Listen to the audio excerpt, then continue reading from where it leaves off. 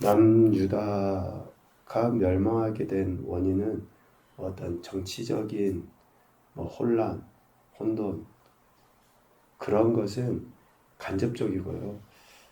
직접적인 남유다의 멸망의 원인은 바로 2절 그와 그의 신하와 그의 땅 백성이 여호와께서 선지자 예레미야에게 하신 말씀을 듣지 아니하니라. 왕으로 세움을 받은 시드기야가 물론 바벨론 왕 느부갓네살에 의해서 세움을 받죠. 그러니까 당시에 얼마나 남유다가 정치적으로도 혼란했고 특별히 하나님 말씀을 듣지 않는 그런 불순종의 세대였는가라는 것을 알 수 있습니다. 그런데 실질적으로 2절의 이 말씀은 시드기야 그리고 또 남유다뿐만 아니라 어느 시대, 어느 국가이든지 또 한 개인이나 공동체이든지 멸망의 직접적인 원인이에요. 하나님 말씀을 듣지 아니하니라. 표면적으로는 잘 모르죠. 눈에 얼른 안 나타나요.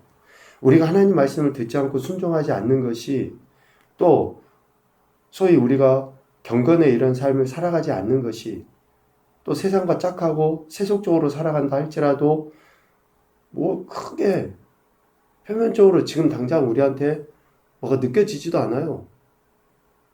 하루하루 지나면서 그러려니 하고 세상이 그러니까 그렇게 살아가요. 정말로 비거 속에 있는 개구리와 똑같이 물을 끓여도 뜨거운 줄도 모르고 그냥 하루하루 살다가 그냥 그때 언젠가는 정말로 하나님의 심판을 당하게 되거든요. 그러니까 지금 남유다의 멸망의 원인은 그와 그의 신하와 그 땅 백성이 하나님의 말씀을 듣지 않는 것이다. 시드기야에 대한 평가를 이야기했었잖아요. 열왕기하 24장 18절 19절에 보면 시드기야 왕이 될 때 나이가 21세라 예루살렘에서 11년간 다스리니라. 그의 어머니의 이름은 하무다리오 림나인 예레미야의 딸이더라. 그가 여호야김의 모든 행위를 따라 여호와 보시기에 악을 행한지라. 하나님 보시기에 악을 행하고 선조에서부터 또 형에게서부터 아버지에게서부터 좋은 본을 받아야 되는데 그들이 행한 모든 악한 것들대로 따라가는, 누차 강조하지만 좋은 본 보기는 정말 어려워요. 그런데 악한 거, 나쁜 거 이거는 안 가르쳐줘도 금세 배우고 금세 따라하게 돼 있거든요. 시드기야가 이렇게 모든 행위를 따라 여호와 보시기에 악을 행했다. 열왕기하 24장에 나와 있는 림나인 예레미야의 딸 하무달이라고 하는데 선지자 예레미야는 hil기야의 아들이죠. 다릅니다. 전혀. 그러니까 그의 어머니 또 그의 형 모두 다 악한 그 일들을 행한 것을 그대로 따라서 하나님 보시기에 악을 행한 인물이 바로 시드기야이죠.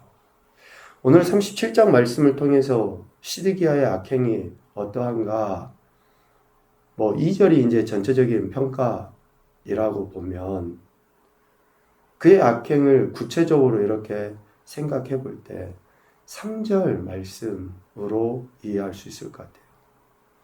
시드기야 왕이 살레마의 아들 여우갈과 마아세야의 아들 제사장 스바냐를 선지자 예레미야에게 보내죠.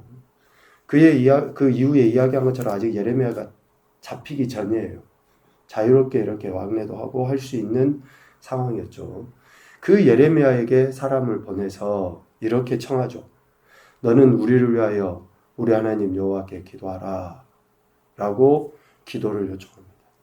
당시 바벨론 즉 갈대아인 이 성을 에워싸고 전쟁을 이렇게 일으키려고 하는 이제 마지막 최후의 전쟁을 앞둔 그런 상황에서 전쟁의 위협을 느낀 시드기야가 사람을 보내서 예레미야에게 기도를 요청한 거예요. 왜 이게 악한 것의 모형일까, 모습일까 생각을 해보면 시드기야에 대한 2절의 그 평가와 그 3절의 태도가 전혀 맞지 않는 거예요. 무슨 말이냐? 여호와께서 선지자 예레미야에게 하신 말씀을 듣지도 않고 기도하거나 기도를 요청한 것이 악한 거예요. 여러분, 기도보다도 중요한 것은 하나님 말씀을 듣는 겁니다. 하나님 말씀을 듣고 순종하는 거예요. 아니, 하늘아버지가 우리에게 필요한 건 모르십니까? 하늘아버지가 우리의 삶을 너무나 정확하게 하셔요. 우리가 아버지께 요구하거나 간구하거나 간청하거나 필요를 아뢰기보다도 더 먼저 선행돼야 되는 게 뭐예요? 아버지 하나님의 말씀을 듣는 거예요. 하나님의 말씀을 듣고 그 말씀이 우리에게 이끄시는 대로 또 아버지의 뜻이 어디 있는지 분명히 깨닫고 순종하는 것이 우선인데 시드기야는 그 하나님 말씀을 듣지 않죠. 그러면서 전쟁의 위협을 느껴 지금 예레미야에게 기도를 요청한 그 기도가 뭡니까? 자신들을 지금 도와달라고 하나님께서 구해달라고 하나님께 구해달라고 하는 거 아니에요. 그러니까 우리의 기도가 실질적으로 가만히 따져보면 여러분 하나님 이 병에서 낫지 않아도 됩니다. 하나님 마음대로 하십시오. 그런 기도합니까? 진짜 기도는 하나님 이 병에서 낫게 해주세요. 하나님 이 문제 해결 안 돼도 됩니다. 하나님 마음대로 하십시오. 이 기도합니까? 우리가 기도한다라고 하면 하나님 이 문제에서 해결해 주세요. 그 기도 아니에요. 그런데 이미 하나님의 뜻은 시드기야나 아니요 그 전에 왕들에게 이미 선지자들 통해서 하신 이야기가 뭐였습니까? 돌이켜 회개하지 않으면 멸망한다라고 이미 하나님은 선포하셨고 뜻을 정하셨어요. 그런데 예레미야에게 기도 부탁을 하는 것은 뭡니까? 여기서 낫게 해주세요. 여기서 문제가 해결되게 해주세요. 나라가 보호받게 해주세요. 그거 아니냐고요. 하나님 말씀은 듣지도 않고 그것이 악한 거예요. 우리는 기도할 때 하나님의 뜻을 묻는 기도를 해야 돼요. 아니요. 이미 뜻이 선포된 그 말씀에 순종하기 위해서 기도하는 거예요. 순종하기 위해서.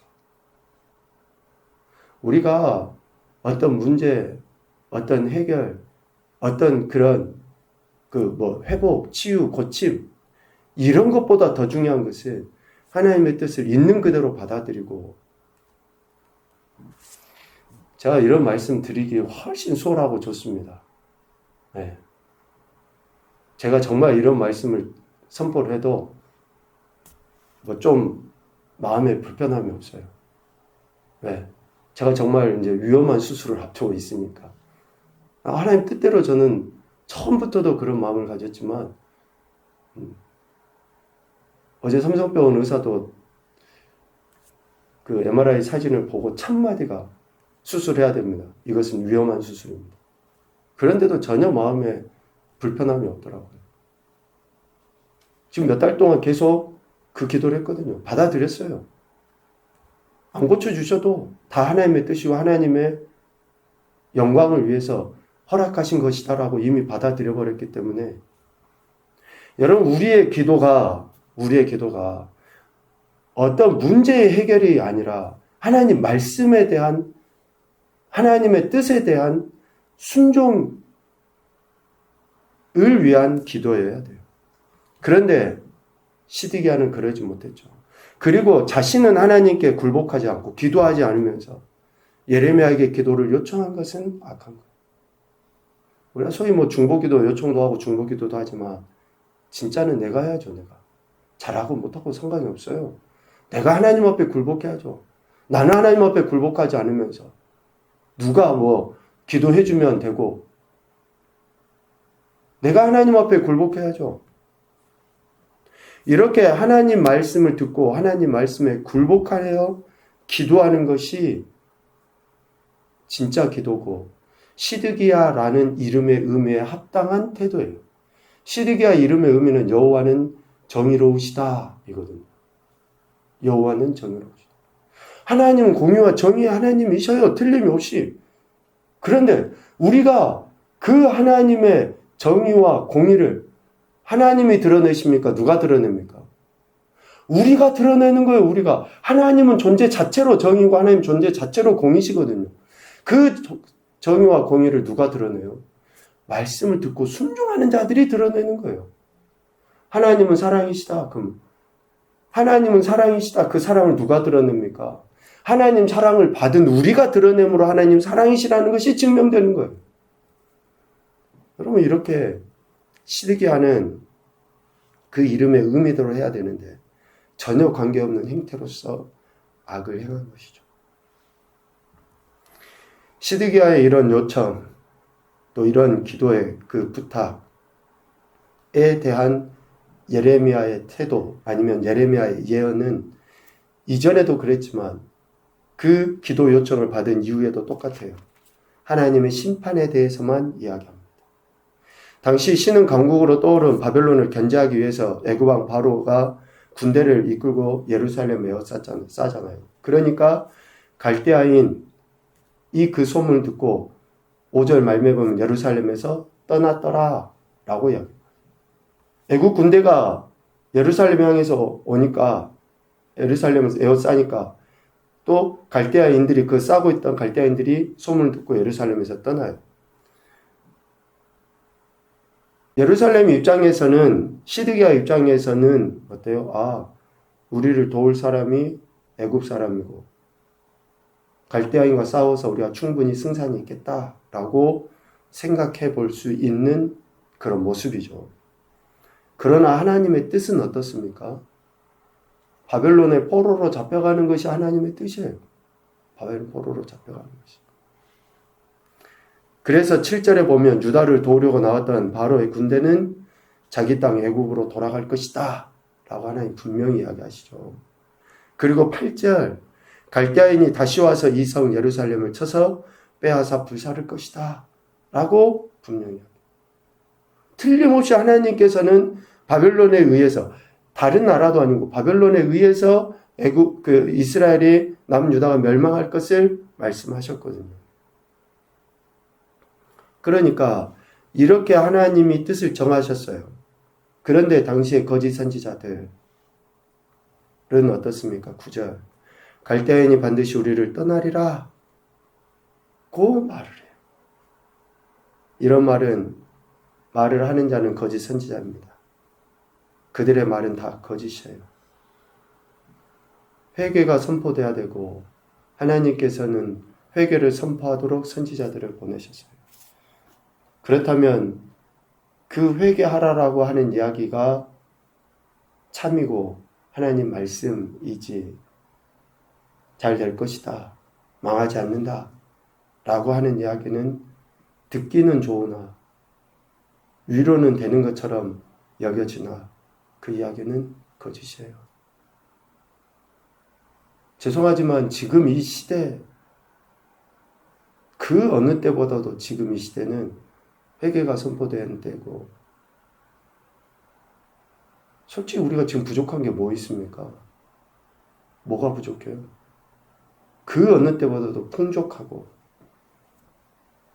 그러한 때에 하나님은 선지자들을 통해서 말씀하셨던 것 같이 지금 이 시대에도 하나님 말씀에 귀를 기울여 듣고 순종하는 돌이켜 회개하는 회개를 선포하고 계시는 거죠. 회개하셔야지 돼요.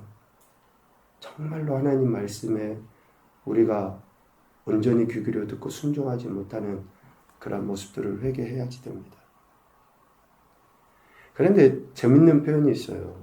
그만큼 하나님이 남유다를 멸망시키겠다, 바벨론 포로로 잡혀가게 하시겠다라고 하신 뜻이 확고한 것이라는 것을 10절에서 이야기. 가령 너희가 너희를 치는 갈대아인의 온 군대를 쳐서 그 중에 부상자만 남긴다 할지라도 그 부상자들이 각기 장막에서 일어나 이 성 예루살렘을 불사르게 될 것이다.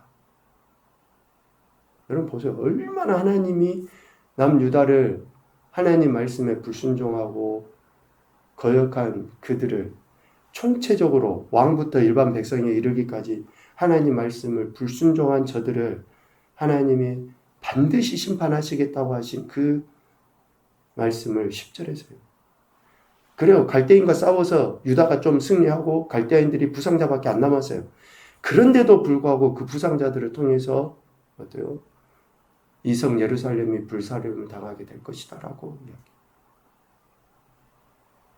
얼마나 하나님께서 그들에 대해 심판을, 그러니까 반대로 생각하면 얼마나 남유다가 하나님을 철저하게 외면하고 무시하고 거역하고 불순종했는가를 알 수 있어요. 하나님은 선지자를 통해 지속적으로 유다가 하나님의 말씀을 듣고 죄악에서 돌이킬 것을 선포하게 하셨고, 특별히 예레미야 선지자를 통해 유다가 포로로 잡혀갈까, 또 포로에서 귀환할 것을 선포하게 하셨죠. 이에 대한 유다의 태도는 오직 하나님 말씀에 대한 순종, 즉 죄에서 돌이켜 회개하는 것이고, 또 징계를 내리신다 할지라도 겸손하게 받아들이는 것이어야만 돼요. 이것이 유다, 오늘 우리가 보여야 될 태도입니다. 하나님 말씀에 대한 순종, 죄에서 돌이켜 회개하는 것, 그리고 주어진 지금 상황과 환경 속에 하나님의 징계로 주어진 것은 겸손하게 받아들이는 그런 태도가 있어야 한다라는 것이죠. 첫 번째 교훈입니다. 하나님의 말씀에 대한 굴복이 기도로 나타나야 한다. 아무리 강조해도 지나치지 않습니다. 우리가 하나님 말씀을 듣고 순종하고 굴복하는 것이 기도로 나타나야 돼요. 결코 하나님 말씀보다 앞설 수 있는 것은 아무것도 없습니다. 오직 하나님 말씀이 우리 신앙과 삶의 기준이 되어지고 그 말씀 붙잡고 하나님 앞에 기도하는 거예요. 두 번째, 회개하지 않는 기도는, 회개하지 않고 기도하는 그 기도는 가증하다. 그래서 철저하게 우리가 하나님 앞에 회개도 해야 되는 거죠. 세 번째, 하나님의 말씀에 대한 우리의 태도는 오직 겸손과 순종이다. 시드기야나 이전의 왕들에 대한 평가 한결같지 않습니까? 하나님 말씀을 듣지 않는 그런 악행을 하나님 평가하셨습니다. 오늘도 저와 여러분에게 생명 주시고 또 말씀을 듣게 하신 그 하나님의 사랑에 감사하여 오직 하나님 말씀을 듣고 순종하고 그 말씀 붙잡고 기도하여 더 큰 은혜를 경험하는 귀하고 복된 한 날이 되시기를 주님의 이름으로 축복합니다. 아멘.